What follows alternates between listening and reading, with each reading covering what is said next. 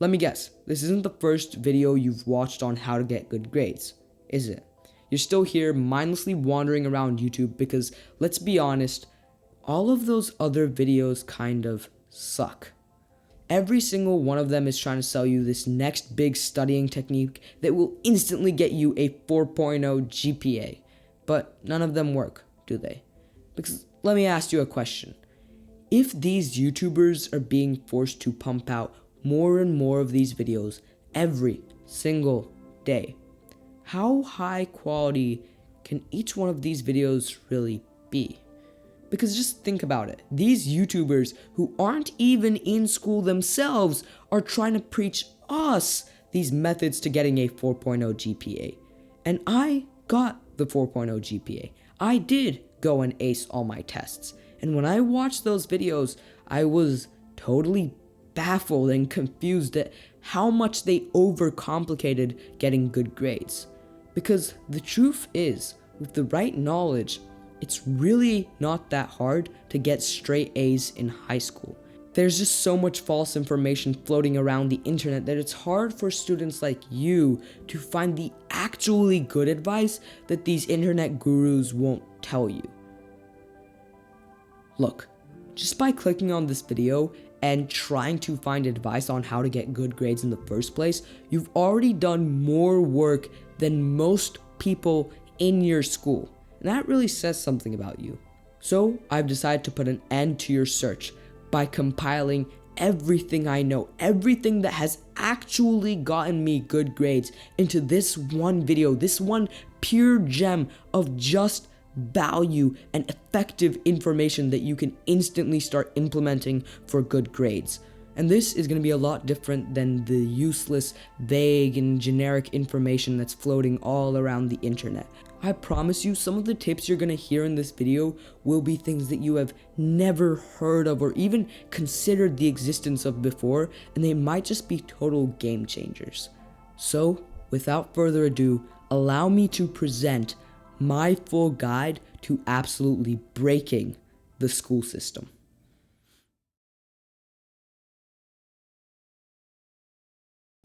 Let's be honest. Most of the time you get assigned anything from school, it's either going to be, basic homework or assignments that you had to finish in class. Now, I don't hear a lot of people talking about these types of assignments because, one, they're pretty minor, and two, they're probably only going to add up to a very small percentage of your grade in the end. The problem is, this isn't exactly true. These so-called basic assignments can actually add up to a very huge part of your grade, and just getting a little bit higher score on each of these assignments can actually increase your overall course grade by up to like 5%. So here are the two biggest things that allow me to perform really well and consistently on homework and assignments. First of all, you need to identify your main reason for point loss. This could be something like misunderstanding the question, turning the assignments late, or just getting the questions wrong. Now, after you've identified this point, you want to focus everything to eliminating this cause of loss of points. For example, if you said turning in assignments late was your main problem, you can go to Google Calendar, and every time you get assigned something new, just go to Google Calendar, instantly write it in, and make sure that Google Calendar has something that reminds you every day to turn these assignments in on time and really be focused on getting them in. And just by doing this, your homework grade can go up by a significant amount. Another huge thing with homework and assignments that I don't see a lot of people talking about is communicating with your teacher. Now, I know a lot of people are like, oh, communicating with my teacher, I don't want to do that. But just think about it. It's free points. Are you confused about the question? Just ask the teacher. Do you need an extension because you won't be able to turn it in on time? Ask the teacher. Basically, any problem you have with your homework can be solved by asking your teacher. And considering the fact that most of your teachers will reply to emails pretty quickly, this is just a source of free points, and I don't know why anyone wouldn't use this strategy.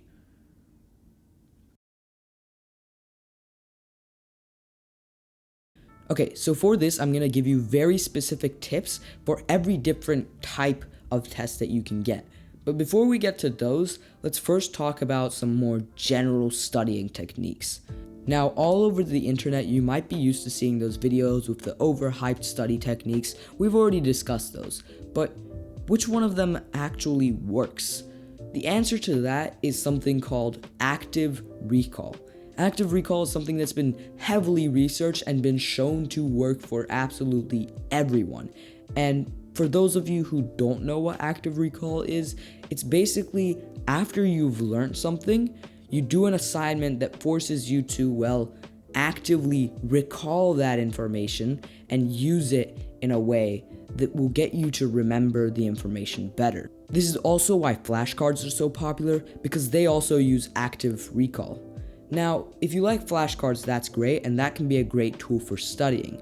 But me personally, I think there's a way better tool, better than flashcards, and that is practice problems. Here's what you want to do. First, check if your teacher has provided you with any practice problems. Teacher-provided practice problems are always going to be the best option because the teacher knows what they're going to quiz you on, so their practice problems are probably going to be the most accurate and effective for the test itself. But let's say your teacher did not provide you with any practice problems, or you already finished solving all of those. In that case, here's what you want to do. Go to ChatGPT and put in this prompt. Basically, you're just asking it for practice problems, and at the top, you want to put in your topic. Be as specific as possible to get the best results, but just use this ChatGPT feature to constantly get more and more practice problems, and keep doing these practice problems until you fully understand the topic. This is an incredibly strong tool for studying that I don't see that many people talking about. And trust me, if you use this to study for your tests, you are going to be so much better prepared. But now, on to the tips for more specific tests. If you have a test on anything geography related, I highly recommend using this website called Seterra.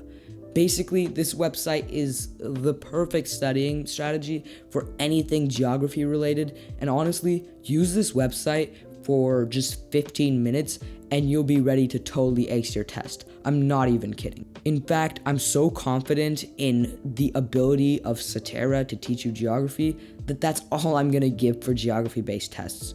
Moving on to tests about things like science and math. Now here, once again, I'd recommend using those practice problems we mentioned earlier, but another alternative you have is going on YouTube to find tutorials with practice problems. And there is a really good channel I'd recommend called Organic Chemistry Tutor. I've seen him talked about on other channels as well, so I know this is a good source.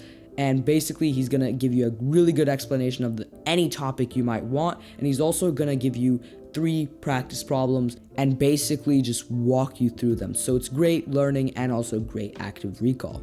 Finally, we have English or literature related tests, and normally I would say you can't really study for these because you'd kind of have to reread the whole book, and that doesn't make a lot of sense. But turns out there's this website you can called SparkNotes.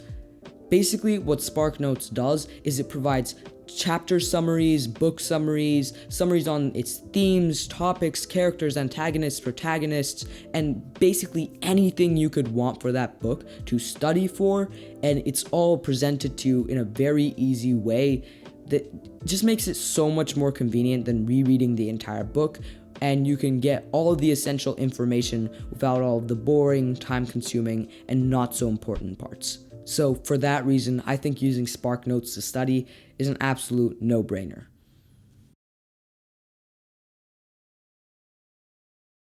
Okay, let's start with essays.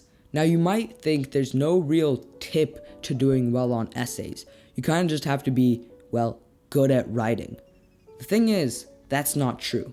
No matter how good or bad you are at writing, there's a tip that will allow you to totally outclass anyone else on your essay grades.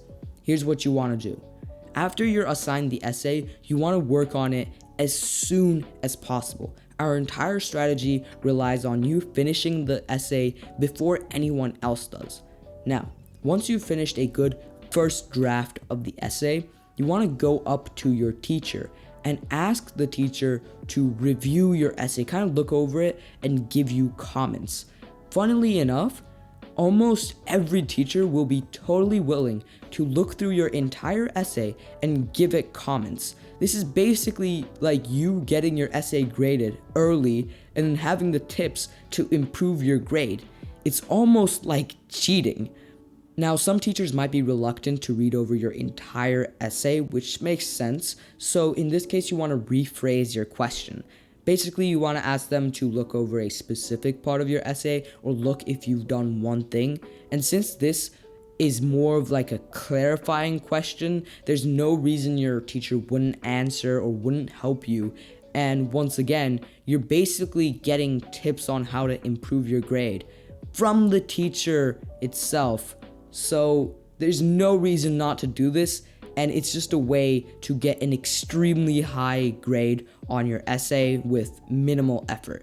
It's crazy. One example of using this strategy is I was working on an English essay, and I used this strategy asking my English teacher to review my essay.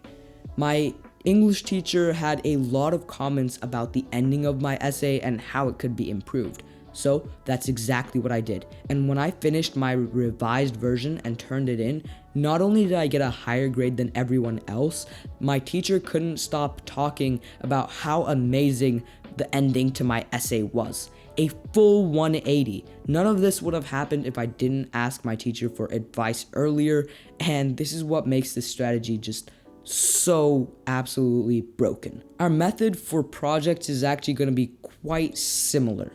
Basically, once you've got the project assigned, the first thing you want to look at is the rubric. For most projects, teachers will provide some sort of rubric that you can look towards to make sure you are meeting the requirements and doing everything that you need to get a really high grade. Now, if your teacher doesn't give you a rubric, you can basically go up to them and ask, what are you grading this based on? What are these things that I need to do to achieve a high grade? And once you know that, you're gonna build your entire project off of that. Now, here's where our previous strategy comes in. Once again, you're gonna complete an early version of your project, and you're gonna go up to your teacher, once again asking for review. And especially on the parts of the rubric that you're sort of confused on, or you don't know how to achieve these parts of the rubric, you wanna ask your teacher, be like, oh, look, here's what I did for the project. Is this enough? What do I need to do to make it better? And once again, you're getting help from the very teacher that's gonna grade this assignment on how to get a higher grade. So it's really broken, and I see no reason why you wouldn't use this strategy on all essays and projects. Trust me, it will change everything. Let's face it, no matter how objective your teachers may try to be, their opinions on you will always impact your grade. Now, I don't know if you have this at your school, but at my school, we have this thing called a participation grade, which is basically just a subjective grade that your teacher gives you based on how well you've participated in class, and it's purely based on their opinions of you. And on top of that, we've all had a teacher who just seemed to hate us, or at least another student, for no particular reason, and gave that person a hard time for the entire rest of the year. And we do not want to be in that position. So how can we avoid it? Well, let's get into it. First of all, you want to get on their good side early. First impressions make a huge difference, and I don't see anybody utilizing this. Around the first week of school, you want to act like this perfect student. In class, you always want to be raising your hand and participating and always on topic and enthusiastic, and even in the halls when you're walking, whenever you see this teacher, you want to strike up a conversation and be smiley and really make sure that teacher will remember you as an amazing student and be in their mind. This has done wonders for me. Trust me, when the teacher is on your side and likes you as a student, everything for you in that class just instantly becomes better.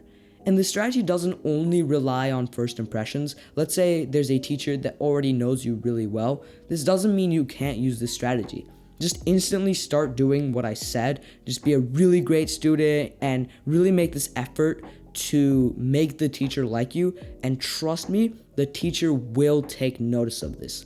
One example of how I use this was in my math class. I made an effort to ask really good questions to the teacher about the topic we're learning about. And my questions were so good, they even made the teacher have to reflect and think about my question before answering.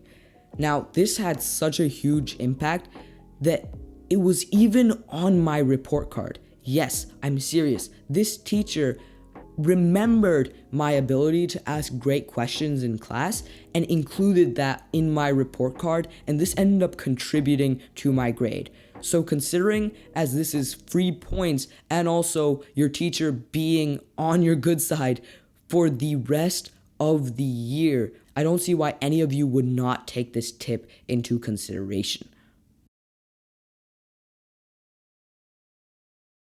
This next tip might single-handedly be one of the most broken things in this entire video. Basically, you're just going to be getting a ton of extra credit points that weren't even available to anyone else in the first place. I've been abusing this strategy for so long now that it's become an ongoing joke in my friend group how I always get 110% on tests where it didn't even seem possible to do that in the first place. So, how do you do it? Well, remember what I said about getting on the teacher's good side? Well, this strategy kind of depends on that as well. Because as it turns out, as mind-blowing as this might be, as long as you are willing to go and put the effort into asking the teacher, a lot of teachers are willing to give you extra credit assignments that will allow you to improve your grade. Personally, I use this strategy even in middle school. I just emailed the teachers, showing my intentions of possibly doing some extra credit activities, and a lot of them replied giving me a bunch of activities that I could do to increase my grade. And no other student had access to this method of increasing their grade. It is totally unfair. Now, there will be a lot of teachers that are reluctant to give you extra credit problems, and this is to be expected. Here's the thing. We can rephrase the question to make it seem like we want something else and still get these extra credit problems in a way. First of all, making up for assignments that you did possibly bad on. Let's say you got an 80 on one of the homework assignments that were assigned. And it doesn't even have to be an 80. It can be like 95, as long as it wasn't 100. And you can go to the teacher or email them talking about how you weren't really pleased with this grade that you got, and you want to know if there's anything you can do to possibly make up for this lack of points or increase that grade. Now, seeing that you're making this big effort to make up for the lost points, most teachers will be more than happy to provide you with options of increasing your grade. And effectively, this amounts to the same thing and just getting extra credit problems. Now, test retakes also fall under a similar category. If you didn't do well on a test, and most teachers already offer a bunch of test retakes, then I see no reason not to do the test retake. It's basically free improvement to your grades, and tests usually make up a huge portion of your grades, so please use test retakes very well. All of this considered, using these 3 strategies that I just taught you to get extra credit, you can possibly increase your grade by quite a big percent, maybe even 5%, 10%. In areas where other students didn't even have the opportunity to get points at all. This is just straight up unfair to anyone else you're competing with, and you want to keep these ones in mind. Now, moving on to the final part.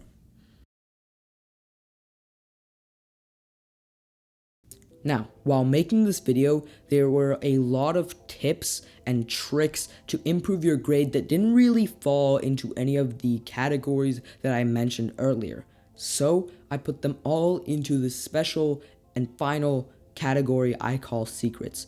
And trust me, some of the tips on this section will be things that you have never heard before, and this might just be one of the highest value sections of the whole video. So, stick around. let's start off simple. I want to talk about routine. Now, I know, routine might not be the super flashy and secret thing that you might have been expecting to talk about. Don't worry, we'll get there. But trust me, this part is important as well, so don't skip. Now, I want you to be honest with me right now. After you get home, when do you do your homework? Do you first play some video games and then be like, you know what, I actually don't want to do my homework, and procrastinate more and more and more until it's nighttime and you're already sleepy, so you do your homework sloppily and it's already eating into your bedtime and now you're totally miserable and everything sucks? Well, if this is the case, the solution is really simple. Just if you start your homework as the first thing you do when you get home, you'll never have homework eating into your bedtime again. And imagine that level of relief you're gonna have for the rest of the day, knowing I've done all my homework, I've been so productive today, and everything is done, I'm feeling great. You wanna have that feeling all the time. And I know there are gonna be a bunch of people saying, well, what if I have extracurriculars? What can I do then?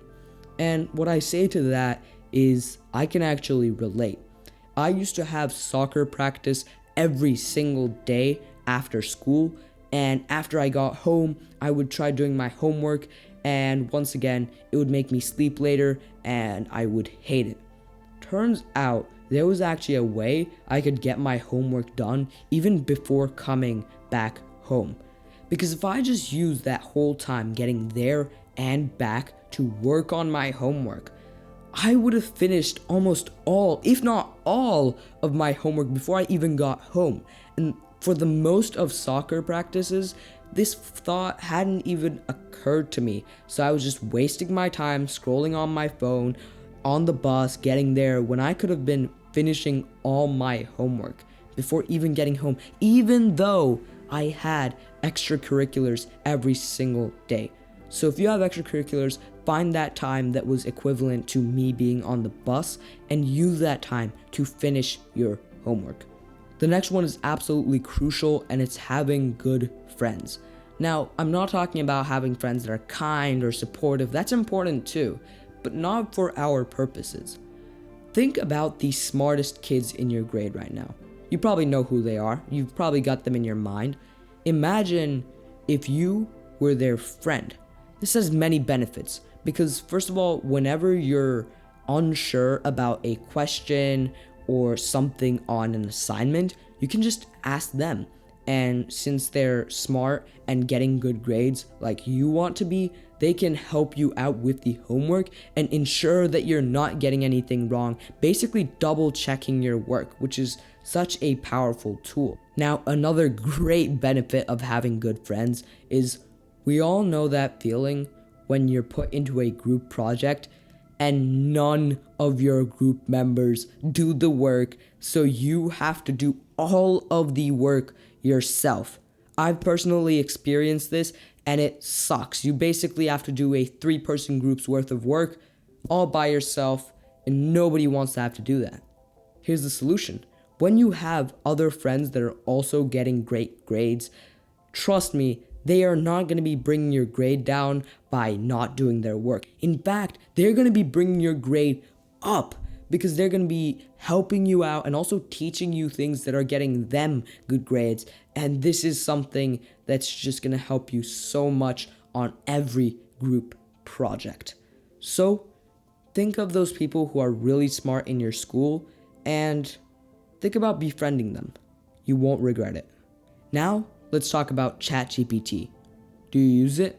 Me personally, I think ChatGPT is a super powerful tool for learning if used correctly. Let's get one thing out of the way. Do not use ChatGPT to write your essays for you.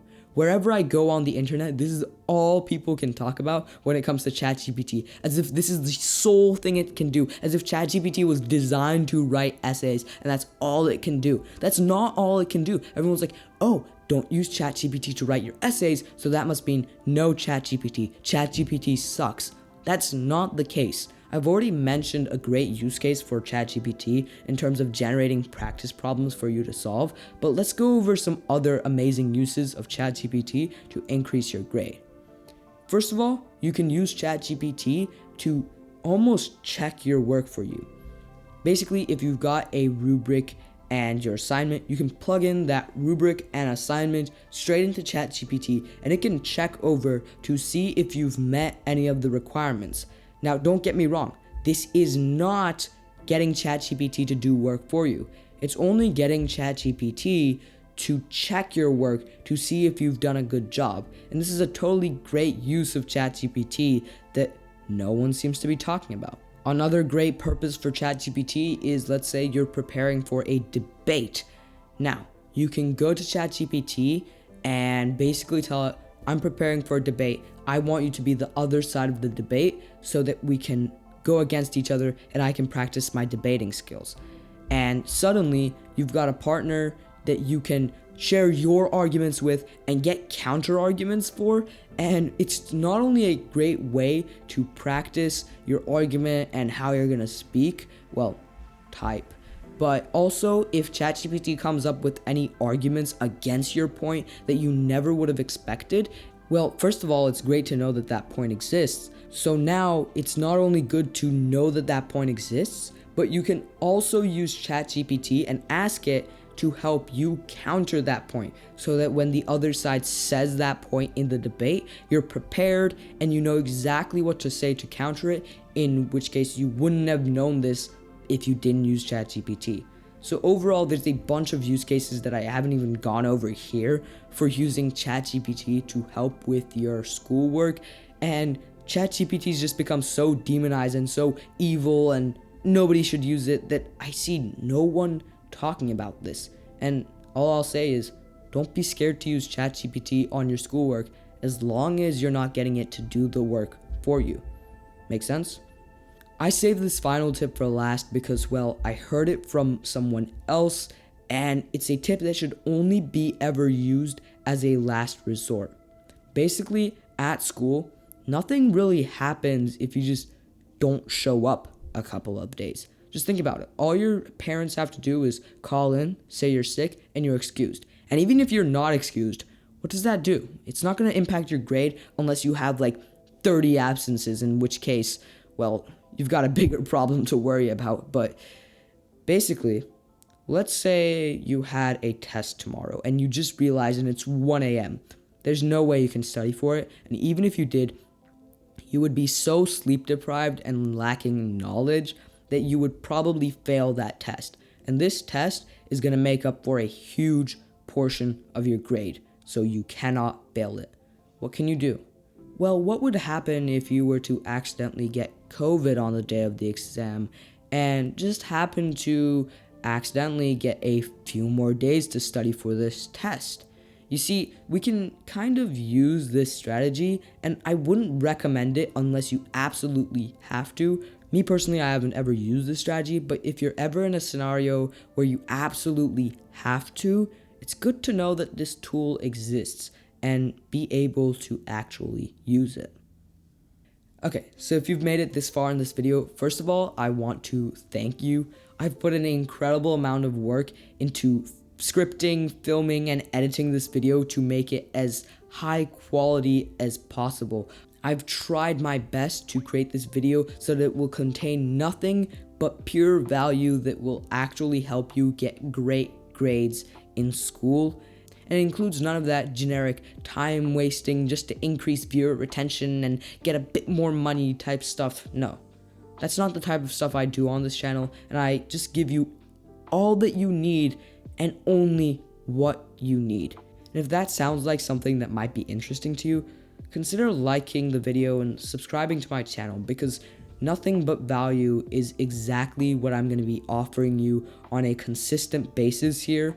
And, well, if you're subscribed, that might just be really useful for you. Either way, thank you for watching this video, and goodbye.